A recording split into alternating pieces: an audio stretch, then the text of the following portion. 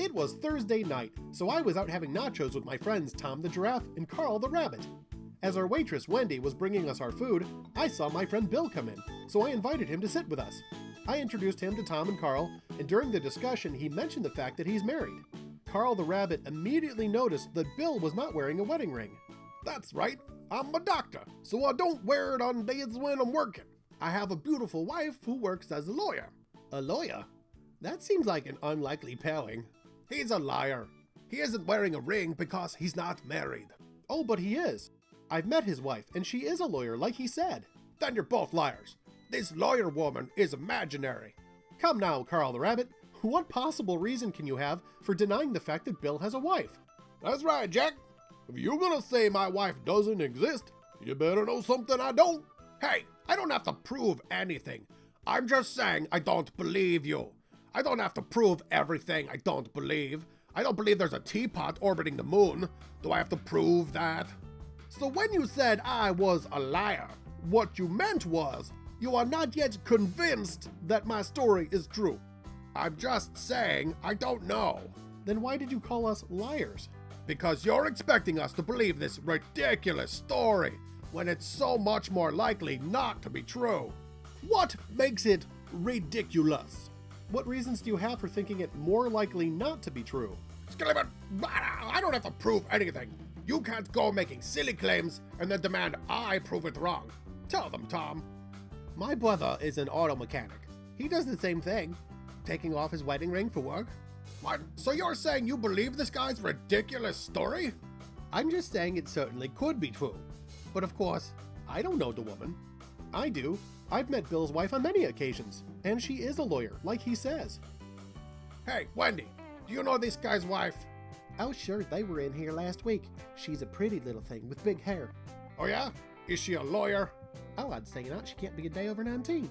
Anyway, I'll be right back with some more root beers. Thank you, Wendy. So now you're asking us to believe you're married to a teenage lawyer. She's confused. I was in here with my daughter last week. My wife hasn't been in here in a long time, so Wendy probably just assumed the girl I was with was my wife. Or you're a big liar. If you want to tell me my daughter is imaginary, then you can pay her imaginary college tuition, Jack. I have a daughter who had lunch with me here last week, and I have a wife whom I have known for many years and been married to for many years. You gonna tell me I don't? Or maybe nobody's right and nobody's wrong. Maybe what everybody believes is true for them. So you are telling me I have an old wife, a young wife, and no wife at the same time? I am a polygamous bachelor? Bill makes a good point. There's no way everyone can be right. Either he has a wife or he doesn't. And if he does, she's either a teen or old enough to be mother to a teen, but she can't be both. It's obvious to anyone with a brain that he has no wife at all. Why is that obvious? Hey, don't go shoving off your burden of proof on me. You're the ones making the claims, which means you have to do the proving. But you just said it's obvious that he has no wife at all. If you're claiming that as a fact, then either you have a reason for it, or you're asserting it blindly based on irrational emotion. I'm not claiming anything. I'm just saying I don't believe she exists. We've been over this before. If you guys are going to talk in circles, I'm going to go home. Okay, so what are you saying, Karl? Are you saying Bill might have a wife, but you're not sure?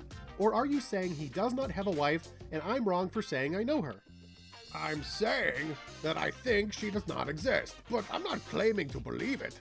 I'm agnostic about her existence. You're saying that you don't believe what you think? How can you think something is true when you don't believe it? Oh, that's it! You close-minded bozos don't know anything! This conversation is over! Karl stuffed a few handfuls of nachos into his pockets and stormed out into the night. Well, that still left us with a pile of nachos that could feed an army. So Bill called his wife, and she joined us for the remainder of the night. You can imagine the conversation Tom had with Karl at work the next day. Ha ha. Ha ha ha. Ha ha. Love and muffins.